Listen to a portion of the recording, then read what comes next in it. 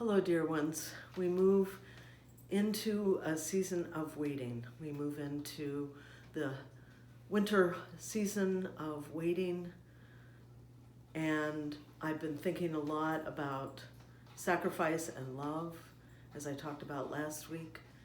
And I want to tell you a story that involves sacrifice and it involves waiting. And it comes from the Hasidic tradition. And often in Jewish folklore and in Jewish scripture, you find stories around that involve trees.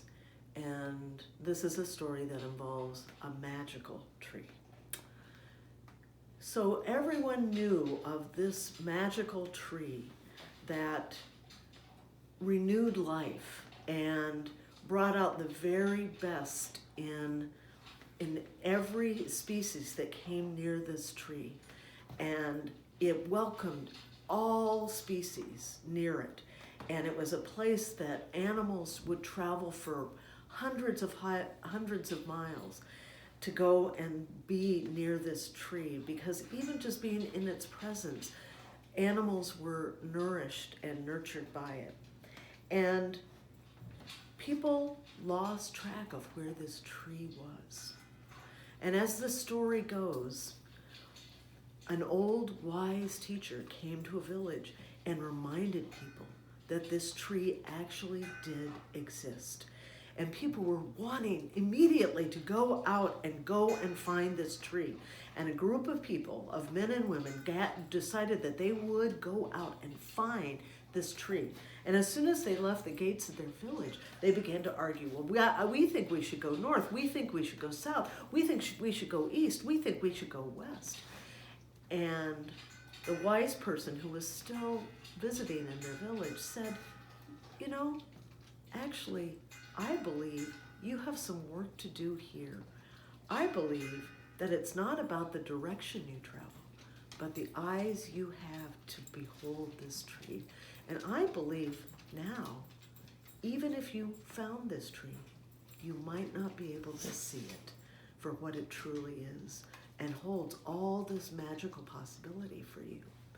And so they waited, and this group of people grew in their commitment to each other and to talking about the tree and creating plans.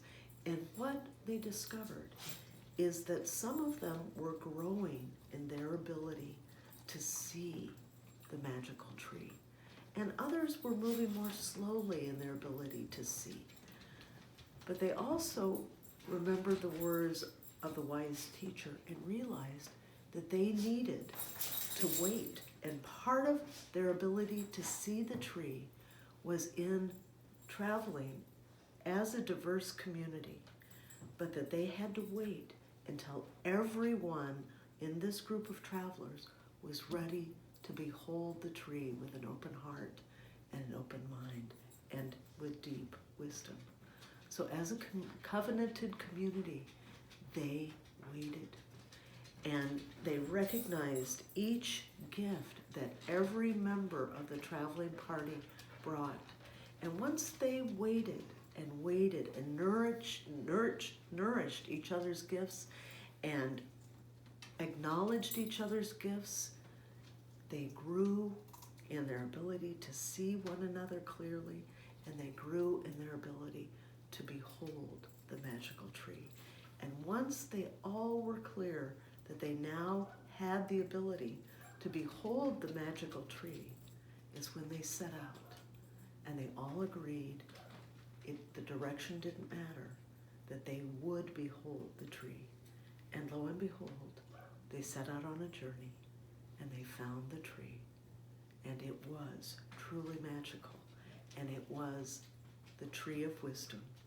And what it taught them is that it was about understanding and acknowledging unique gifts that each creature brought to the tree, each animal brought to the tree, each human being, and in that acknowledgement that they could behold the magic within and the magic that was present in the tree. So, dear ones, I share this story because waiting right now is difficult for all of us.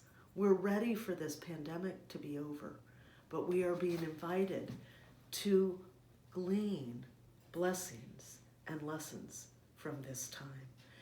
And I was listening to one commentator who said, we are experiencing more connection because no one is not experiencing this pandemic. We are all in this together, which is creating and can create just what these villagers experienced, which is they experienced a deep sense of connection and covenant with each other. And that is one of the blessings that this time of pandemic offers all of us, the knowledge that we are in this all together. And may we all stay safe, be safe, take precautions, and understand that we are in this all together. Thank you so much for gathering with me.